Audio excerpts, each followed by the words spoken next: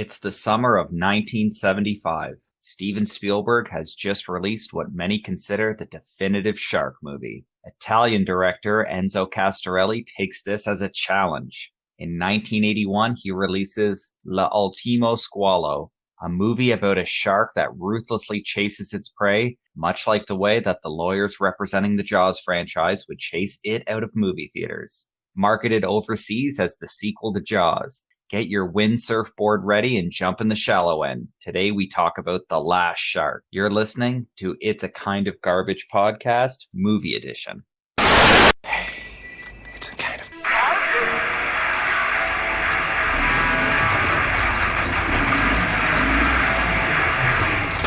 Oh man, Cody, I feel like I'm having deja vu right now. Why is that, Adam? I feel like I've seen I don't know how many creature features, which I'm okay with. So I love a good creature feature. I love a good Enzo Castorelli feature. I know we've done multiple on the podcast before, and I thought this would just be a double whammy to take to you, was make Adam watch another water-based monster movie. This time also make it another Jaws ripoff and make it by Last Barbarians, Bronx Warriors, Escape the Bronx filmmaker Enzo Castorelli. So this was, for me, this was the perfect storm of a movie. I can't think of anything that I would be upset about being in this movie. From the opening of the guy windsurfing, just rubbing his ass against the water constantly and being like, whoa, I have no moves I can do on this surfboard, to later on mannequins, stock footage, everything's there that you know and love from these types of movies. Yeah, so the movie opens up with some kids on the beach talking about how, you know, the beach town USA city they live in, which is actually Malta, how they're all getting ready for the windsurfing competition. So as they're talking, one of their friends is out practicing his 6 stunts on his windsurf board, which are basically, he can like duck under the sail and go from one side of the board to the other. And he's got a few other moves.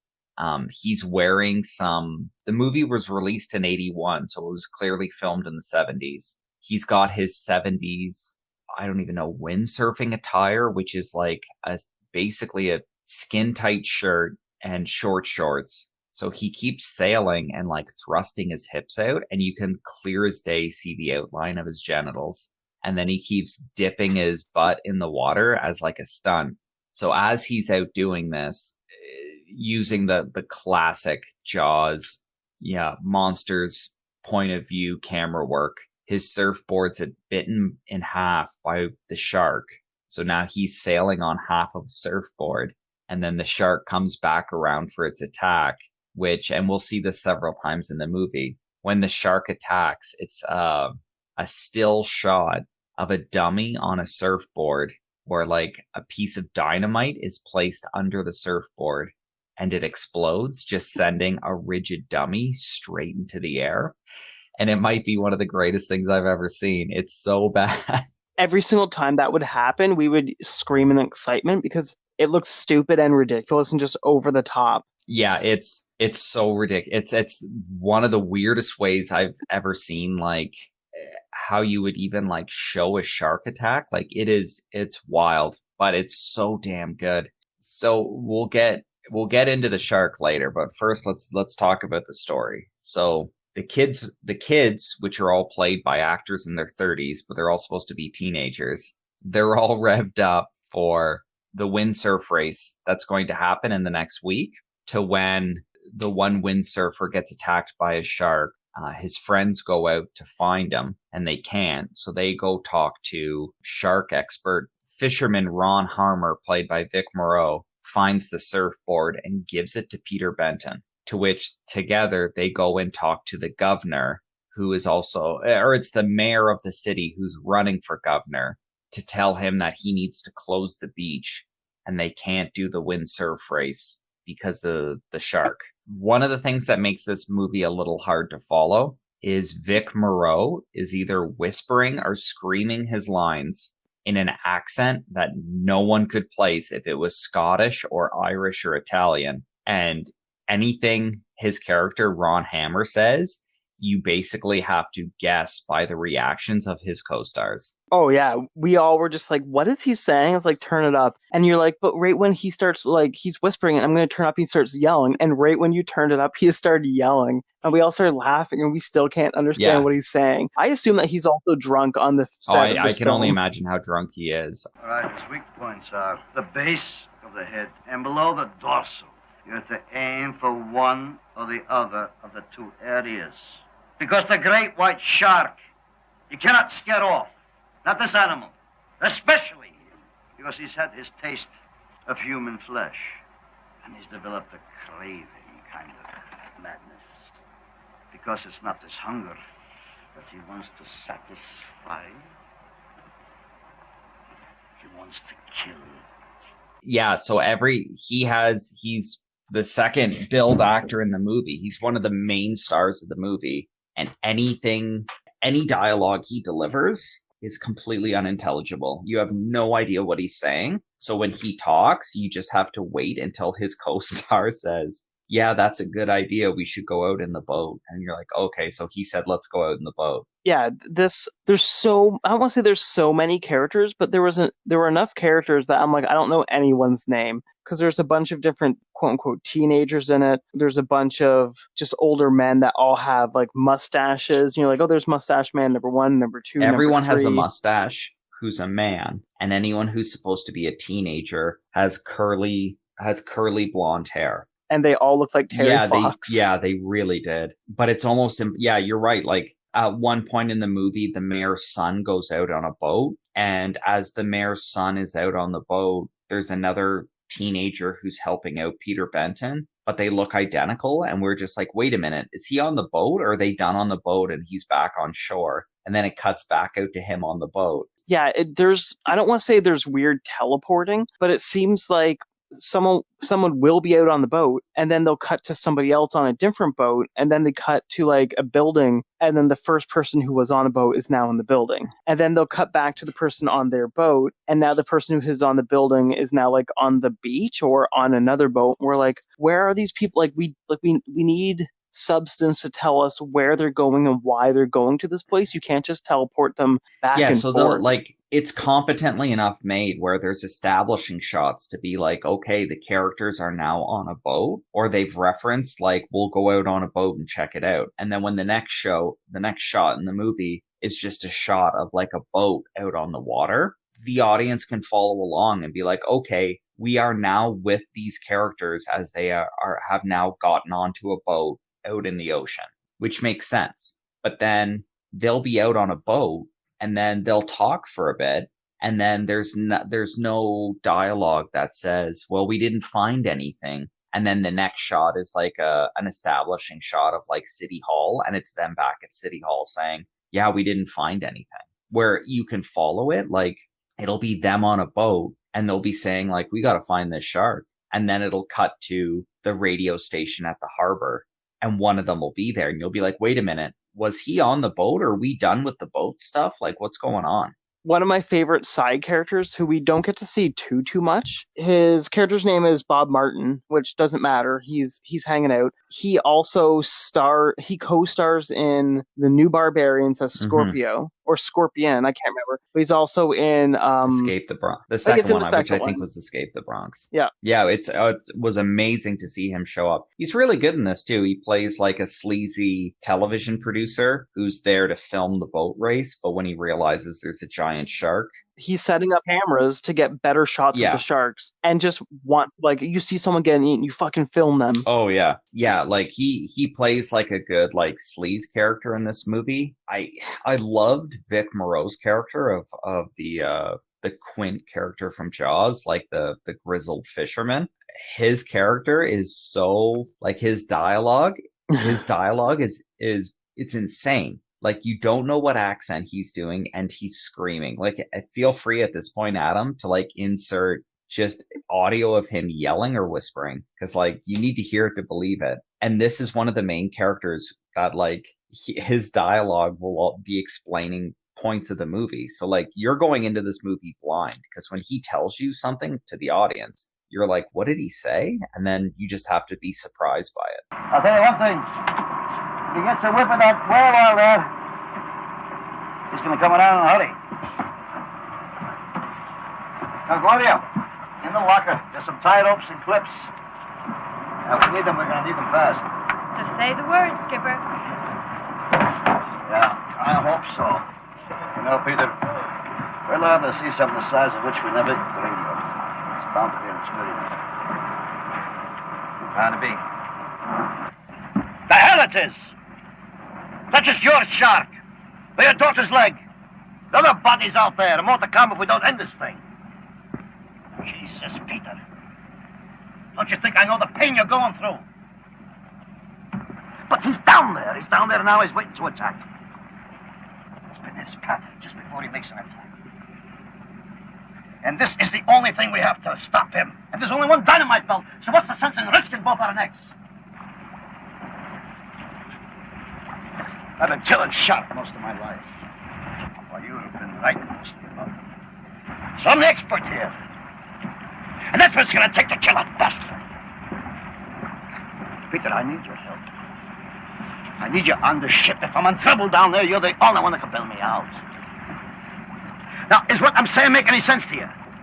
The kid at the beginning who dies, his sister and her father are throughout this movie, and they're almost like the new secondary main characters.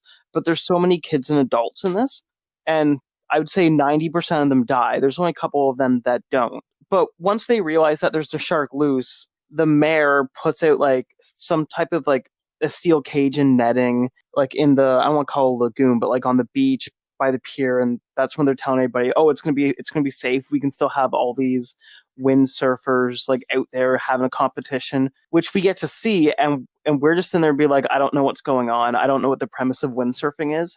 Who's winning? Because just like hundreds of surfers out there, and we're like, it's just a massive sails. Yeah, they have this little windsurf race. The mayor has like said that they're going to put safety nets up just in case. Obviously, the shark breaks through the safety net. So this movie uses an obscene amount of stock footage. It uses more stock footage than Orca, which is a lot, which is weird because like it keeps doing, the stock footage is really weird because it cuts to, I'm presuming, footage of sharks from the 60s and 70s that like National Geographic has. And it was all filmed with like specialty film and underwater cameras so that they could film in like low light conditions underwater. So this film is like, it's been overexposed to try to get the colors out of it. So you can actually see like what like divers and steel cage divers were seeing in the dark. So whenever it shows the shark above water, it's actually a really well done model of a shark or animatronic shark that they use. It's insane. It's good. Like to see it move and everything. It's, considering this is a pretty lower budget movie, it's really well done. But then when it cuts to the stock footage of the sharks are all like neon colors because the film's been exposed so much to try to see the actual shark in the water. So the sharks all look like, some of them are yellow. There was a shark that was like a really weird purpley, bluey color. And the color in the water has been exposed out so much that it's just black. So you have all these weird clips of sharks swimming around in black, and the shark is like either white or yellow or like baby blue and purple, and it's just insane looking. One of the scenes that about like 1/3 through the movie where the shark has done the damage, they know it's there, it's killed somebody. The surfers are on the beach, like they have their surfboards on the ground, but then they put their sleeping bags on top of their surfboards to sleep in. And it looks like they're all getting ready, like they're all like getting in their boards, like, in their bags. And then one girl just decides like, hey, let's go swimming. It's like, wait, are you going to bed right now? And they all just start like getting undressed, getting their bathing suits on, swimming. And right before they get into the water, the girl's just running, like, it's a sideways shot of her running sideways on the beach. And your partner, Andrea, goes to me, he's like, Adam, look, her boobs are falling out. Yeah. And then it's just like It's like half of her boobs are out. I'm like, yay. And this was after you said to me there's no Yeah, nudity in this movie. And so I it was like, says oh. there's no nudity in this movie, which there's a prolonged slow motion shot of a woman running on the beach where basically her breasts just like explode out of the top of her bikini top, which it counts that as not nudity. But so Peter Benton's daughter, Jenny, who's played by the director's daughter, who also stars in New Barbarians, she falls out of a little boat and she's got like a white sweater on or something. And then as soon as they pull her back in, like she's wearing the most like see-through clothing imaginable.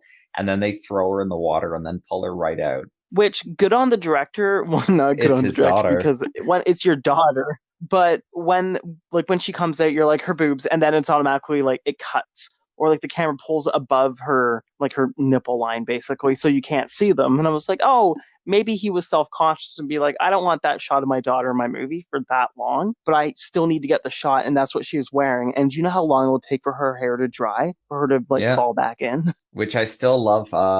So Castorelli's daughter, Stefania Girolami, she acted a bunch in the 70s and 80s, I think in a bunch of his movies and some other stuff. But she ended up becoming an assistant director and like a second unit director and a producer for a bunch of stuff. Like Castorelli already has like an amazing IMDb for just like discovering all these like golden knockoff movies. But then once you like click his daughter and look at his daughter's IMDb is even better. Like his daughter was an assistant director on Dawson's Creek. She was an assistant director on Empire Records for Super Mario Brothers movie. Just a bunch of other trashy movies. Oh, it's amazing. So, like we were saying, they were on the beach, and this is where the shark breaks through the netting. And the way they signal to all the swimmers and all the people on land that there's a shark in the water is one of the boys gets stuck to his tail, and so he's dragging it around above water. So they're like, there's a notification, basically a beacon where the shark is. I don't know if that was ripped off from another movie with a shark. It wasn't in Jaws 3, and I haven't seen Jaws Okay, 1 or 2. so this is a whole. We're not going to go into it because you haven't seen Jaws, and we'd have to watch Jaws, then rewatch this. But almost every single action beat in this movie is just it's Italian Jaws 1 that's been completely reassembled. So many like there's so many scenes in this movie and so many like ideas that are just directly taken from Jaws, and then they just change one thing. So like there is a scene in the first Jaws movie where they're shooting the shark with like these mini harpoon things, and they're tying barrels to it to try to like keep the shark at the surface of the water. So every time the shark is chasing the boat, whenever there's like a barrel, the shark is nearby. So they do the exact same thing with this. They're like, anytime you see that little buoy, the shark's near. So I want to talk about the shark Yeah. attacks. Because all of them are pretty amazing. We talked about the original one. The second one is where it's actually at the competition of all the windsurfers. Are they windsurfers? Is that what this is called? I think that sport is called windsurfing. I wasn't sure if like the windsurfing was the ones that they had the kites out in the air, because isn't that windsurfing? I don't know. I have fucking no clue. Windboarding? What happens in this one is it knocks almost everybody off their boards. It doesn't attack anybody who's on a surfboard. It attacks one man who is telling everybody to get out of the water as he stands in the middle of his little dinghy, an actual boat with a motor on it. You see the boy going towards him, and he turns around and he just goes, oh shit. And then we see the best scene of just a cannon shooting him, like dummy version of him and his boat up in the air. And then we just see Scorpion like with his camera crew being like, that was a great shot, like super happy. And you see the shark descend back into the water as the guy's swimming, and we're like, that is a great model. Like, I know we talked about it before, but the prop shark in this is so hang on. good. When you say the prop shark of it above water is good, they try to like one up Jaws by actually having underwater shots of the shark, which is one of the things that it kind of famously plagued Spielberg's Jaws, was that there was a bunch of intended scenes of the shark, like using the animatronic shark underwater, but they couldn't quite get the shark to work. So a bunch of those scenes were abandoned, and then they used like force perspective, like not, they use perspective shots of like from the shark's point of view. In this movie, they're like, no, we're gonna make a shark that works underwater, and we're gonna shoot what the shark is doing under the boats and everything. And it's this rubber, I don't even know how to describe it. It's a rubber shark that's pulled by a string through an aquarium. And it's Oh, it's so cute. adorable. But it looks like a bath toy. Yeah, you would think that someone would have that in their bathtub with their Scuba Steve Hmm. figure. Later, about halfway through the movie, they decide to go hunting for the shark. Like they have like a C4 belt with them and like a shotgun shells on a pole that you can like shoot at them. And they go into this cave, and we're like, are they looking for this 36-foot shark in these small Yes. crevices? But the shark finds them at the exit, and then it proceeds to smash its face off the cave, knocking pieces of like big like brick or stone, like piece of the cave down. And I was just like, he's playing Tetris because he's moving all the pieces perfectly just to block the swimmers inside the Yeah, cave. which is this is a different shark model that's used. So in the aquarium, there's a couple shots in the movie where like the shark's sticking its head into a like an aquarium, and it's like pretty obviously a hand puppet with someone reaching it into the aquarium and then using the shark's, yeah, like the shark plays Tetris to try to block off the entrance to something, which is amazing. So what they end up doing is they have to use the C4 to blow themselves out, and then they escape and they go back on the boat. And really, that was the scene where I feel like the scene was in here to foreshadow the use of C4, because the only reason why they went to that cave was to use the C4 to blow themselves out, which will come back near the end of the movie, which Yeah. we'll talk about. There's also about 3, 4, 5 coolers that we get to see in this movie, because everybody has this random same idea. It's like, maybe if I get a cooler with a big chunk of meat in it, I can like get the shark to come to me. And spoilers, if you have a chunk of meat with you, it's not going to end well for some reason, because you don't know what you're doing in the first place, and maybe you have a shotgun and you're shooting at a shark like 20 feet Yeah. away, or you're inside of a helicopter that gets pulled underwater. Yeah, to get revenge for their friend, the mayor's son, they rig up like a, I don't even know what it is. It's like this huge aluminum pole from like a tent or something. They rig it up to the side of his dad's boat with a huge chunk of meat. And then obviously the shark comes and attacks it, and it knocks Peter Benton's daughter off the side of the boat. And when they're trying to pull her back into the boat, the shark bites her legs off. But you don't get to see the bitten legs off, Yeah, which yeah, I was kind of it upset shows one of the because, legs in its oh, mouth. in its Yeah. mouth. It wasn't like Bo Derek's leg being ripped off in Orca, where like you got to see like the leg and the stump, and her be like, oh, this one they show a little bit, but then not as much as I Yeah. wanted to see of the blood and the gore. Right after that happens is when the governor, what was his name? Yeah. Wells? Governor Wells decides to take a helicopter up with the exact same thing. He has a hunk of meat hanging from the helicopter, but they don't have anything to kill the shark, so I don't know what their like end game Yeah, with that like was. it's not explained very well. So he's like, I have a helicopter with a winch on the side. We're going to tie the meat to the winch and lower it in the water. The shark comes and gets hooked onto the meat, and then that's the end of their plan. They're like, uh-oh. Like there's no second point. Like once we have the shark, we'll shoot it or we'll drag it into the shore or whatever. And all that happens is that the shark pulls them.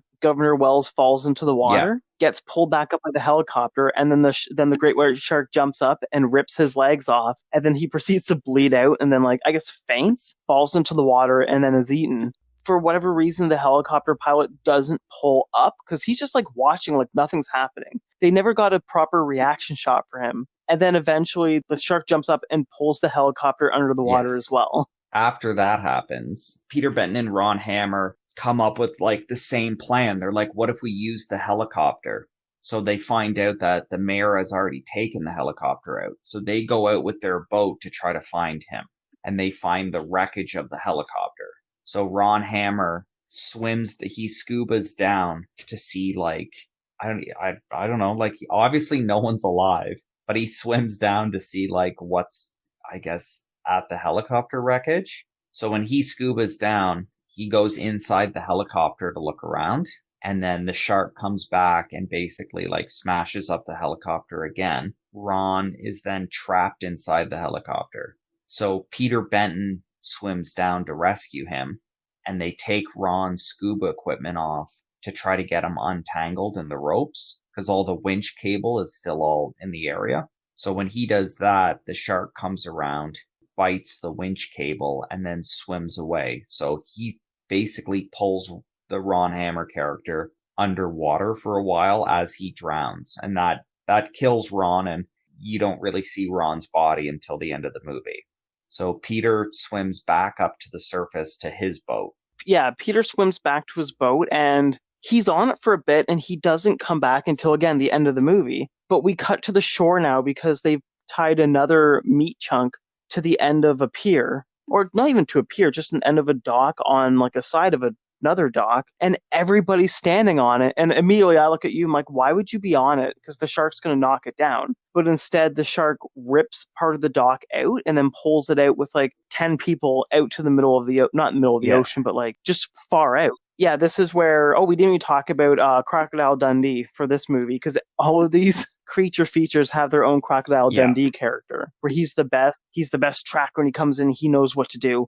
This guy, cowboy boots, the tightest fucking jeans you've ever seen, his little cowboy hat, and I want to see if I can do an order.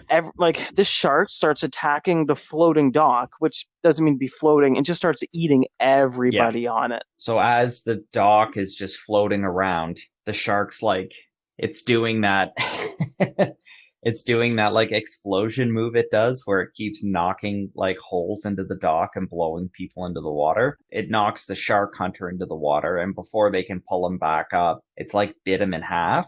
So then there's this awesome shot of them pulling a dummy full of meat back onto the boat. So eventually Peter Benton shows up, and I think there's only like 3 teenagers left and like his girlfriend character. He gets them all onto the boat, but he hasn't jumped back on the boat himself. And then the shark pulls this floating dock out, leaving just him. And then that's where we get to meet our old friend again. Yeah, so Hammer's body, from the shark attacking, now Hammer's body is like gotten tied up to the dock. Peter Benton comes with his boat and gets everyone off the dock.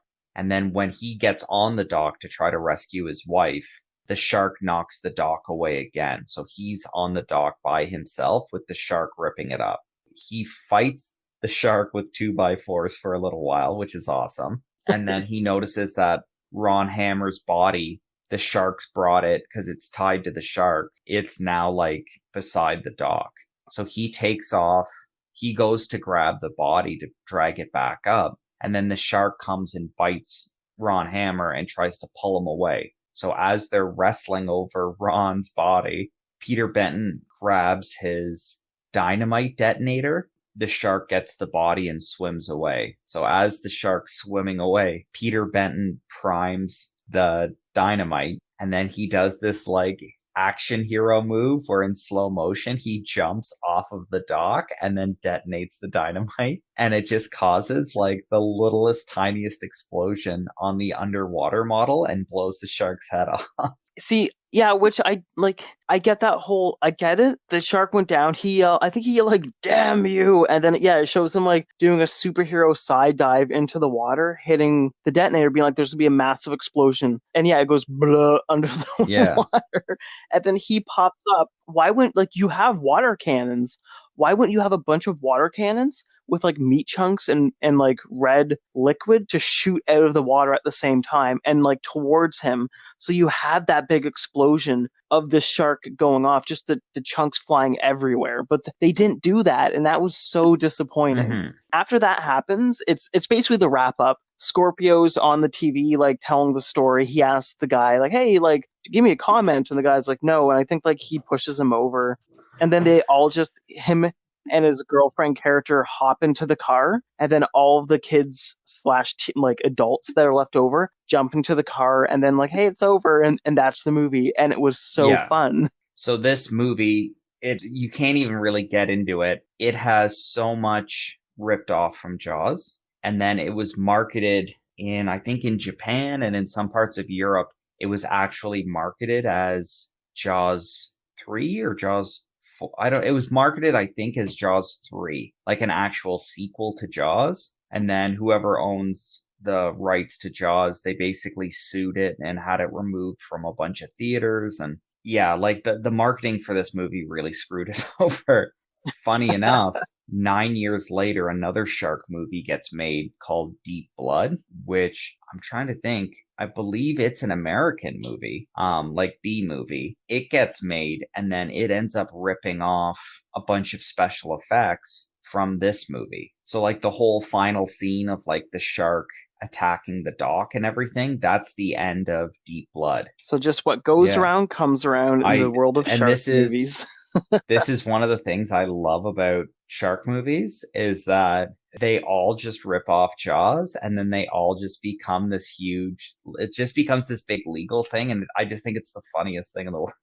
So obviously, I think everyone's going to know this, but I recommend the movie. I think if you like shark movies, if you like creature features, definitely check this one out. It's super fun. Of course, we spoiled it for you, but it's still going to be a great watch just to see all the props and the mechanical shark and then the other underwater scenes. We didn't even mention that at one point, like a fish shows up and we're like, oh, it's a fish. And you're like, I think that's the shark. Yeah, it's wild. I think it's a great movie. Let's jump into rankings. All right, so for rankings, I enjoyed this movie. It's not the highest on my list, but it does make my top 10. This one is going to go above Bionic Boy and just under Dead Weekend. So this will be my new number 9. Yeah, I love this movie. It's going to be my new number 7, so I'm going to place it right above the Dragon Ball movie we watched. Yeah, so right above Dragon Ball, your new number 7. It's 2 under Jaws 3. I'm surprised that you didn't like this more than Jaws.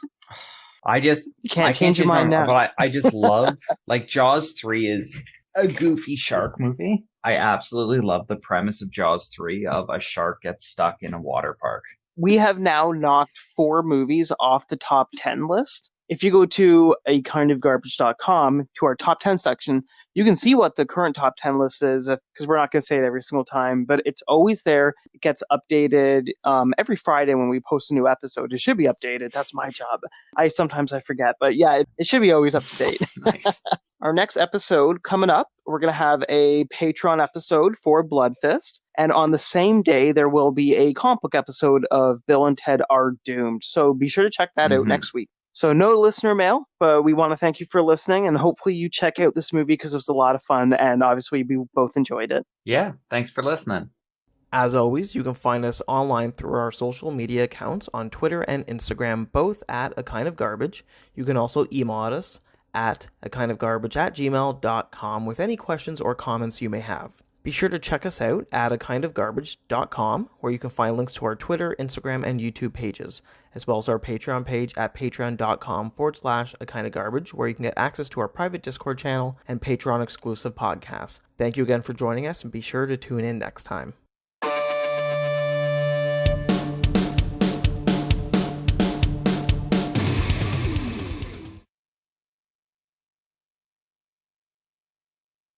So, Cody, I don't know how many creature feature movies do you have in your back catalog? They were just movies I really liked when I was kids, and I know they're trash, and I kind of like them for that. I don't know. I find that especially if we're gonna watch like B movies, I find that creature features are so good for B movies because not only is it the movie is pretty much going to be guaranteed that it's not going to be very competently made well. But then on top of that, it gives them an excuse to like show off the best they could do for like the monster models, which I love. I'm just looking at my my DVD and Blu-ray shelf. I can't see all of them because it's too deep, but I don't think I have any creature feature movies on there. There's 2, but I wouldn't consider them like horror creatures. And the 2 movies I'm looking at right now are Keanu, which is a cat. I've never even seen that movie. And then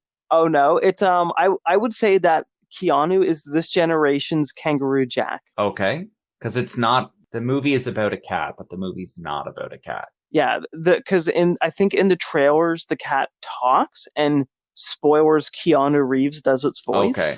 But that is not reality when that happens, much like Kangaroo Jack. Where Kangaroo Jack, all the kids were like super excited to see this talking kangaroo, and it's just a dream sequence that lasts like not even a minute, and then people are like, "What the fuck?" and we're I super love upset. it. Yeah, B movies, as you know, I love them. I'm gonna give people a warning for our Patreon episode next week. If you're eating, make sure you bring extra mayonnaise with you, just an extra Oh little my bottle. God. I can't believe we're going to talk about this fucking insane movie.